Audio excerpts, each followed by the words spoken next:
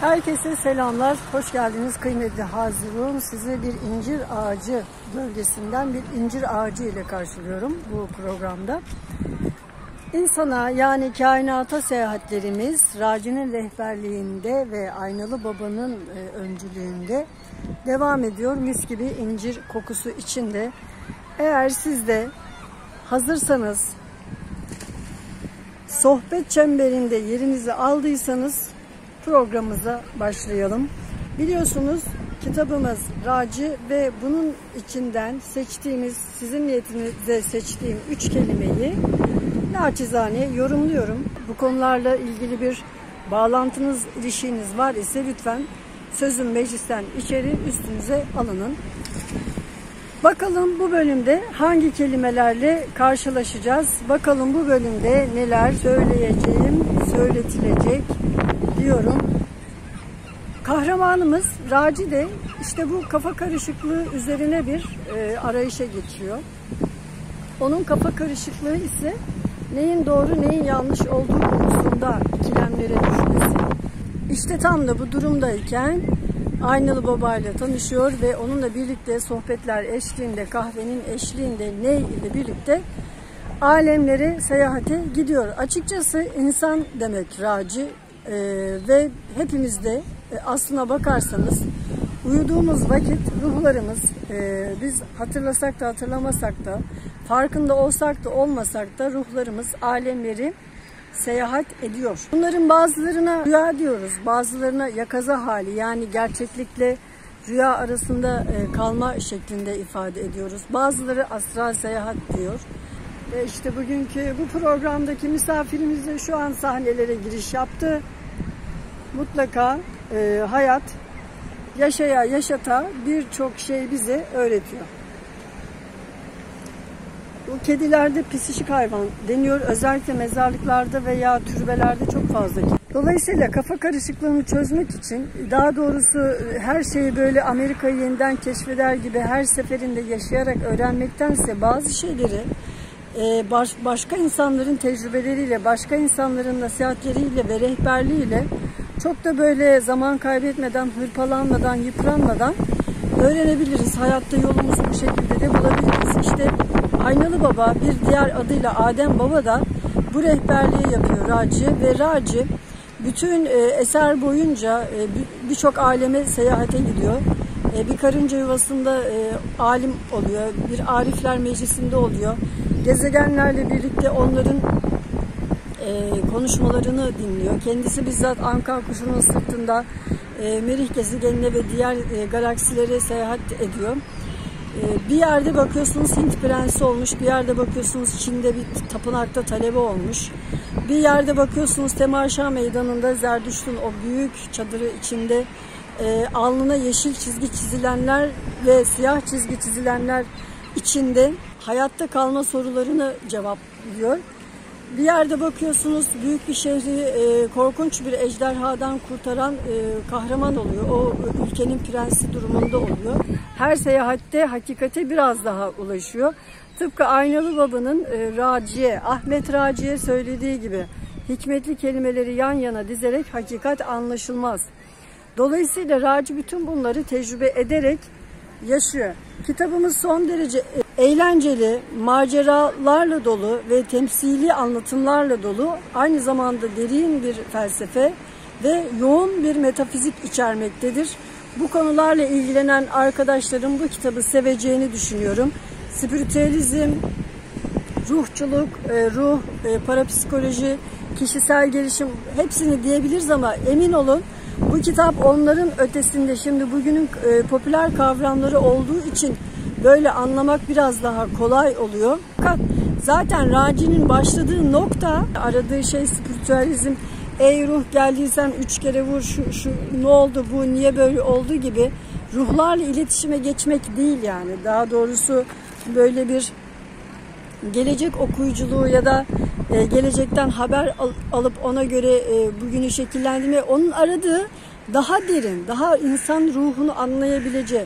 Sorduğu sorular şunlar: yani ruh nedir? Hissedebilir mi? Öldükten sonra ruh nereye gidecektir? Ruhsal mutluluk.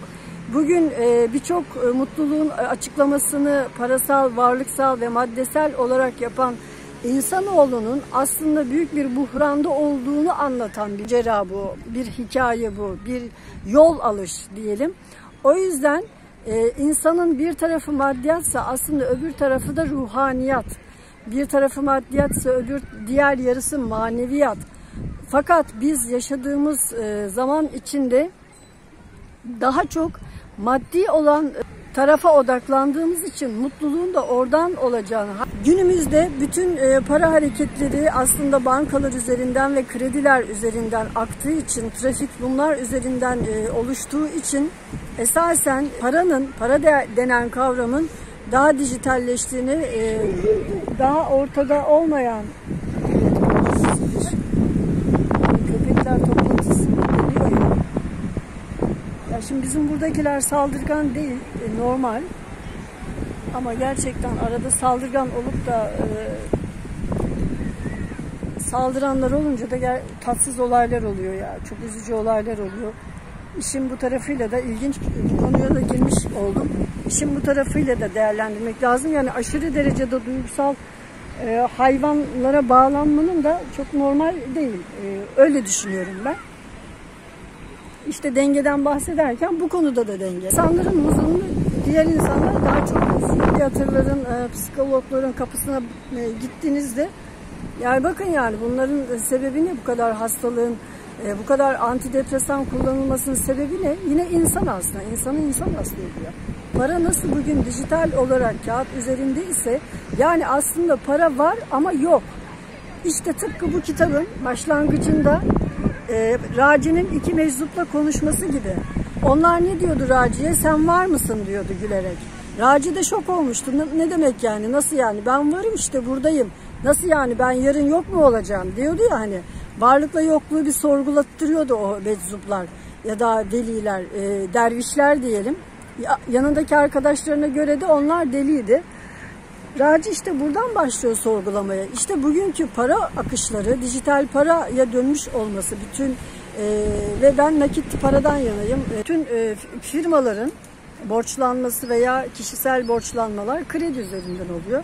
Veya bir altın hesabı açtırıyorsunuz, bu kesinlikle fiziksel altın olmuyor, yani dijital altın hesabı olmuş oluyor. Bunları istediğinizde bankalar durumu iyiyse tabii ki ödemeler yapılıyor. Ama bir ekonomik krizde, ki geçmişte benim çalıştığım finans şirketi bu şekilde oldu. Bir anonim şirketti ve iflas etti. Onca para yatıran insanın parası kuşa döndü. Yani kuşa bile dönmedi. Çarçur oldu diyebilirim size. İnsanların yıllarca yapmış olduğu, biriktirmiş olduğu emekler, birikimler iflas ilanı yaptıktan sonra işte onlar taksitlendirildi. Yıllara böyle dağıtıldı. Yani hiçbir anlamı kalmadı. Yani eğer bankanın da durumu iyiyse, ülkede de bir ekonomik kriz yoksa paranızı çekebilirsiniz. Yani fiili paraya, fiziki altına ya da neyse hesaplarınızı fiziki çevirmek istediğinizde olur. Olur yani normal şartlar altında olur. Dediğiniz gibi anormal şartlar altında aslında banka hesaplarında kağıt üstünde görünen varlıklar da yok hükmünde. Dolayısıyla var mı yok mu derseniz hani bir tarafında baktığınız zaman var ama bir tarafıyla baktığınız zaman yok. İşte Raci'ye o meczupların söylemek istediği şey de buydu. Evet, bugünkü şöyle giriş kısmı birazcık sohbet tadında birazcık uzadı, lafı açıyor ve konuşuyoruz. Şimdi kelimelerden başlayalım seçmeye, kitabımızdan kelimeleri seçmeye başlayalım. Ve sevgili dostlar, esasen bugün ben sadece buraya dinlenmeye gelmiştim ama sizinle bu ortamı paylaşmak istedim ve gerçekten bugün sizin adınıza çıkacak kelimelerin ne olduğunu yine böyle bir yorum yapmak istedim. Evet, araya müzik aldık.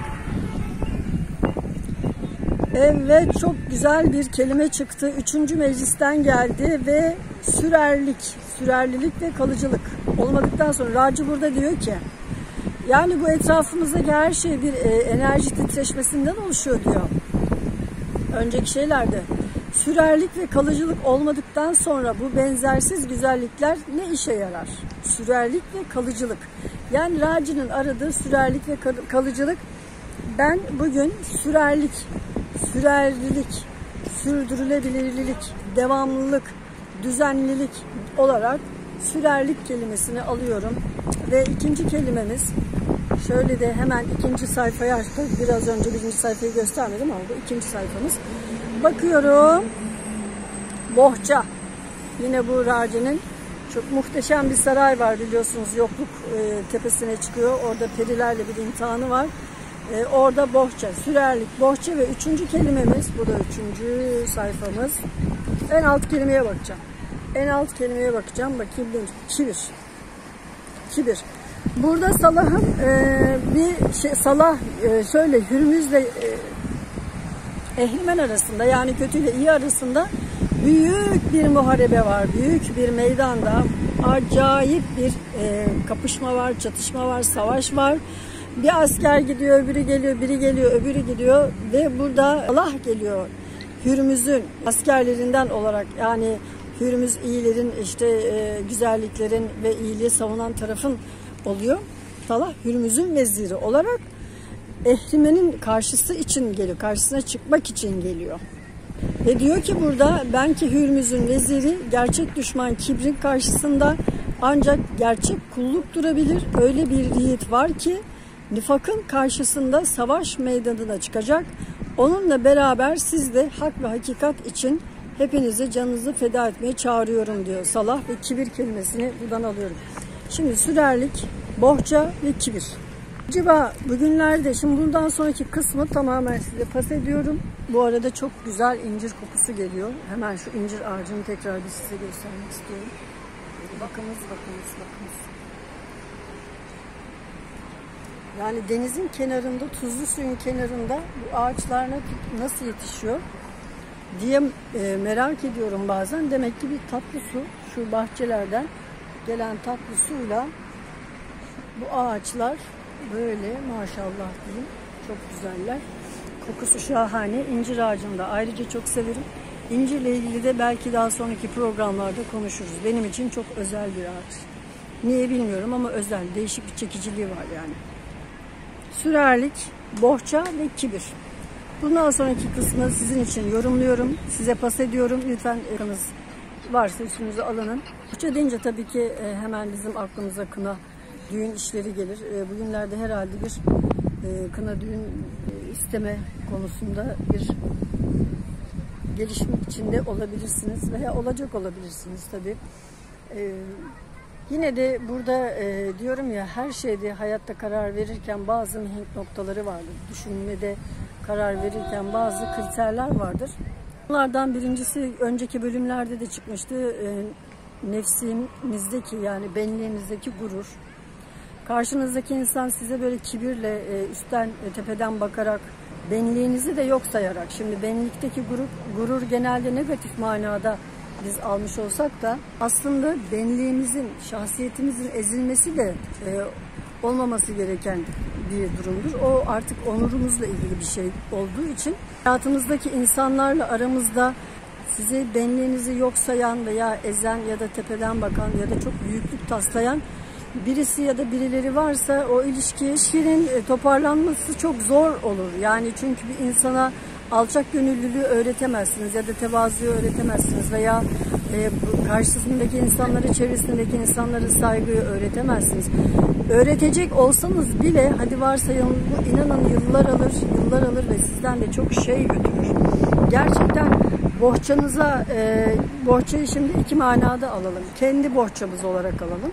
Değil mi? Yani hayatta biriktirdiğimiz şeyler bohçamızdır aslında. Ve evlenecek yaşların, erkek olsun kız olsun, bizde mesela Anadolu'da erkek bohçası da vardır, kız bohçası da vardır. Birbirlerine gönderilir, değil mi? Karşı tarafa hediyeler gönderilir. Şimdi bizde ne varsa aslında bohçamızda ne yüklüyse tarafa vereceğimiz de verebileceklerimiz de o kadardır. Karşı tarafın bunu alıp sevgiyle kabul etmesi lazım. Ondan gelenleri de artık ne kadarsa bohçasındaki biriktirdiği hediyeleri bu tarafında onu kabul etmesi lazım. Genellikle hukukta da bu nişanlardan ayrılık şeylerinde bohçalar veya bu takıların iadesi de hukuki düzenlemelerle sabitlenmiştir. Yazılı olarak kanunlarda bulunur. O yüzden en başta sonunda tatsızlık olmaması açısından en başta bunları böyle açık açık her şeyi konuşup anlaşmak, karşılıklı iyi niyet ve özellikle saygıyla, sevgiyle, kibirli olmadan, tepeden bakmadan, burun çevirmeden, kıvırmadan kabul etmek. Yok kabul etmeyeceksek de, karşılıklı olarak kabul edilmeyeceksek de bu işin başından dönmek. Benim bununla ilgili şu an içime gelen hisler bu oldu. Eğer böyle bir yoldaysanız bohçanızda ne var ve sizin bu bohçanızı karşı taraf kabul ediyor mu? Olduğu gibi. Yani siz de bohçadansınız. Yani sizin varlığınız, şahsiyetiniz, her şeyiniz bir bohçanın içinde bir özellik olarak düşünelim. Karşı taraf sizi olduğu gibi kabul ediyor mu? Olduğu gibi seviyor mu? Gerçekten tamamen seviyor mu? Ve saygı duyuyor mu? Yani sizin varlık alanlarınıza da saygı duyuyor mu? Ve siz de aynı şekilde onu o şekilde kabul edip seviyorsunuz ve de saygı duyuyor musunuz? İşte aslında canlanmak üzereyseniz, sözlüyseniz, sözlenmek üzereyseniz, istemeler olacaksa, aileler tanışmamış, tanışacaksa bence bu çok çok önemli bir kriter sevgili dostlar. Bohçayı ben buna yorumluyorum. Ve sürerlilik bakın ne kadar birbirini tamamladı, ne kadar güzel birbirine bağlandı. Bir ilişki ancak böyle sağlam bir temel üstünde sürerlilik sağlayabilir. Yani sürekli olabilir. Süreklilik ve sürdürülebilirlik özelliği taşıyabilir.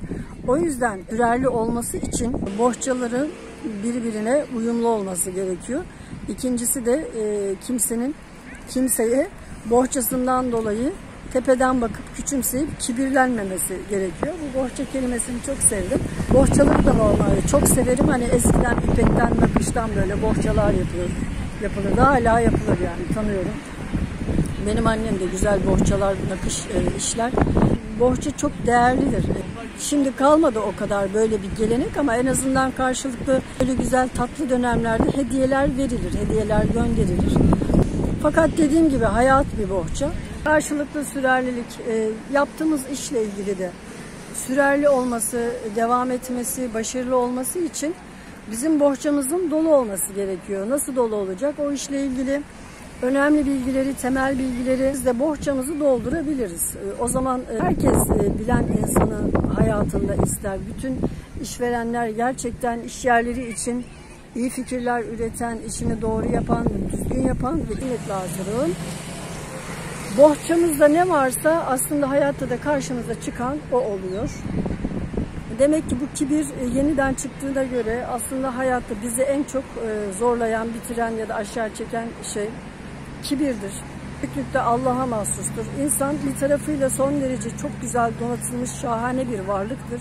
Bir tarafıyla da işte bu kitabın başında da Aynalı Baba'nın söylediği gibi İnsan aciz olan ve rica eden anlamında demektir, raci. Ama bir taraftan da insanın alemlere kadar uzanan ruhuyla bütün alemleri kapsayan, bütün alemlerinin içinde olduğu muhteşem bir varlık, büyük bir varlık olduğunu idrak etmemiz, anlamamız gerekiyor diyorum. Ve sevgili Hazirun, bir sonraki videoda, bir sonraki sohbetimizde buluşmak üzere. Şimdiden çemberdeki yerinizi ayırtın. Görüşmek üzere.